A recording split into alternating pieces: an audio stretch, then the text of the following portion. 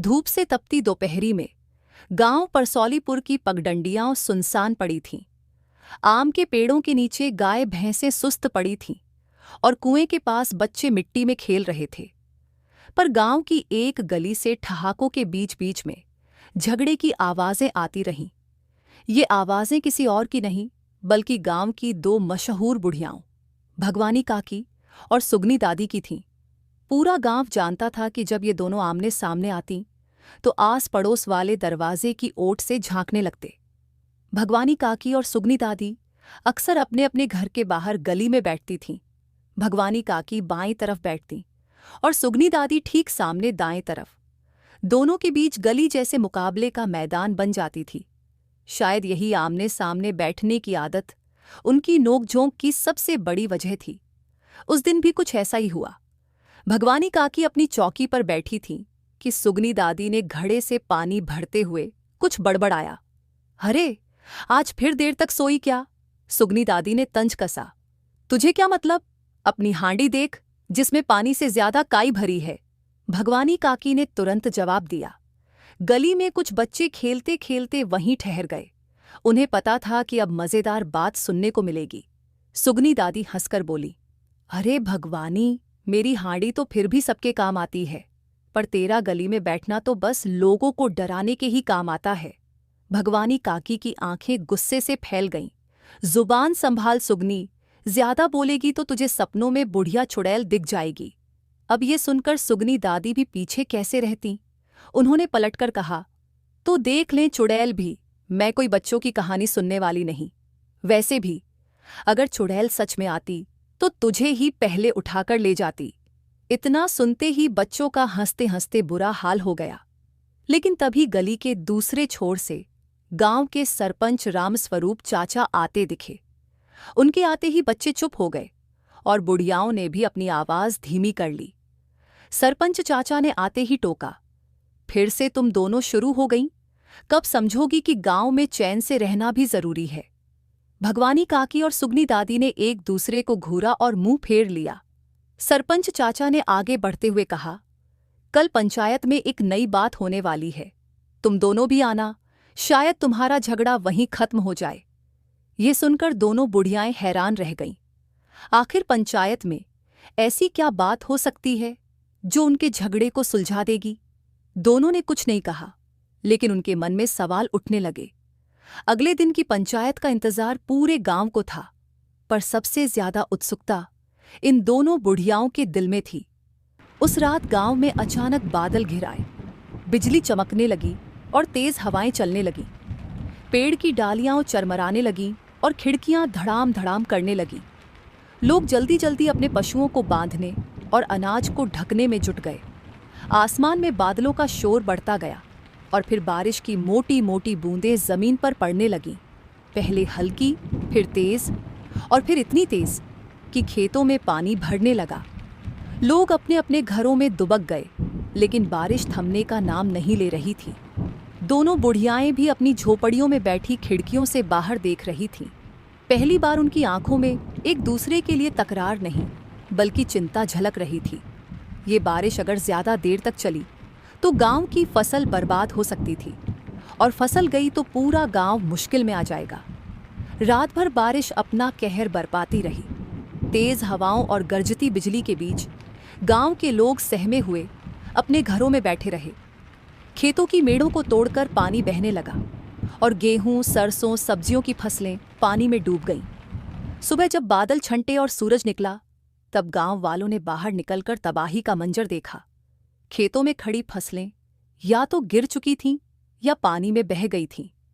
गांव के बड़े बूढ़े मायूसी से सिर पकड़कर बैठे थे। अगले साल तक खाने के लिए अनाज कैसे मिलेगा, इस सवाल ने सबकी नींद उड़ा दी थी।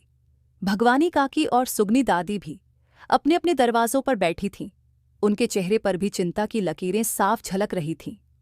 आमतौर पर एक दूसरे को ताने मारने वाली इन दोनों के दिलों में आज गांव के लिए सच्ची फिक्र थी। कुछ देर यूं ही बैठे रहने के बाद आखिरकार सुगनी दादी ने चुप्पी तोड़ी। ऐ भगवानी, सुना है खेतों में तो पूरा पानी भर गया है, इस बार तो अनाज का नाम भी नसीब नहीं होगा। भगवानी काकी ने गहरी सांस ली और बोली, हाँ री सुगनी, हालत तो सच में खराब है। अब तो सोचती हूँ कि जो थोड़े बहुत अनाज के बोरे घर में रखे हैं उसी में साल काटना पड़ेगा। सुगनी दादी ने सिर हिलाया, फिर कुछ सोचकर बोली, पर सिर्फ अपने घर के अनाज से क्या होगा? गांव के कितने ही घर ऐसे हैं जिनके पास अब कुछ भी नहीं बचा। बच्चों को भूखा देखना आसान नहीं होगा। भगवानी काकी ने पहली बार सुगनी दादी की बात पर हामी भरी। तू ठीक कह रही है, पर अब करें तो करें क्या? उसी शाम गांव के चौपाल पर पंचायत बुलाई गई। गांव के लोग चबूतरे पर बैठे थे और सरपंच रामस्वरूप चाचा सबकी बातें सुन रहे थे। गांव के रामलाल काका बोले, अगर जल्दी कुछ नहीं किया गया तो इस साल आधा गांव भूखा मर जाएगा। किसनवा काका ने भी समर्थन किया, हाँ, और अगर अब मदद न मिली तो अगले साल खेती के लिए भी बीज नहीं बचेंगे। सरपंच ने सबकी बात सुनने के बाद कहा, सही कहा तुम सबने। ऐसे समय में हमें मिलकर एक दूसरे की मदद करनी होगी। जो भी जिसके पास जितना बचा है उसे बांटना पड़ेगा। यही गांव की परंपरा रही है और यही हमारी ताकत है। लेकिन जब तक कोई पहल नहीं करता, बात आगे कैसे बढ़ती? गांव के लोग चुप हो गए। तभी भगवानी काकी और सुगनी दादी उठ खड़ी हुईं। सुनो रे गांव वालों, जितना भी गेहूं और चावल मेरे घर में रखा है, मैं उसे गांव के जरूरतमंद परिवारों के लिए देने को तैयार हूं। सुगनी दादी ने तुरंत कहा, और मैं भी अपनी गुड़, दाल और सब्जियों की पोटली गांव के बच्चों के लिए दान करूंगी। गांव के लोग यह सुनकर दंग रह गए। जिन्हें आज तक एक दूसरे का चेहरा देखना भी गवारा नहीं था, वे दोनों आज मिलकर गांव की भलाई के लिए आगे आई थीं। सरपंच चाचा ने मुस्कुराते हुए कहा, वाह, अगर ये दोनों बुढ़ियाएं अपने मतभेद भुलाकर गांव के लिए इतना कर सकती हैं तो हम सब क्यों नहीं? बस फिर क्या था, गांव के लोग एक एक कर खड़े होने लगे।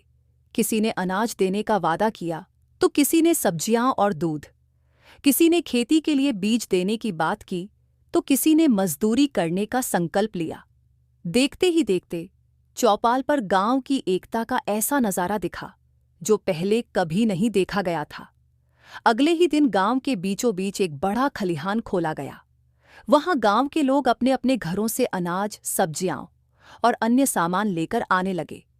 भगवानी काकी और सुगनी दादी वहां बैठकर सामान का हिसाब रखतीं और जरूरतमंद लोगों को बांटतीं।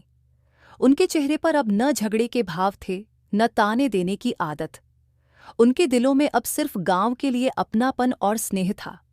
गांव के बच्चे जो पहले इनकी लड़ाई देखकर हंसते थे, अब इनकी दोस्ती देखकर मुस्कुराते थे।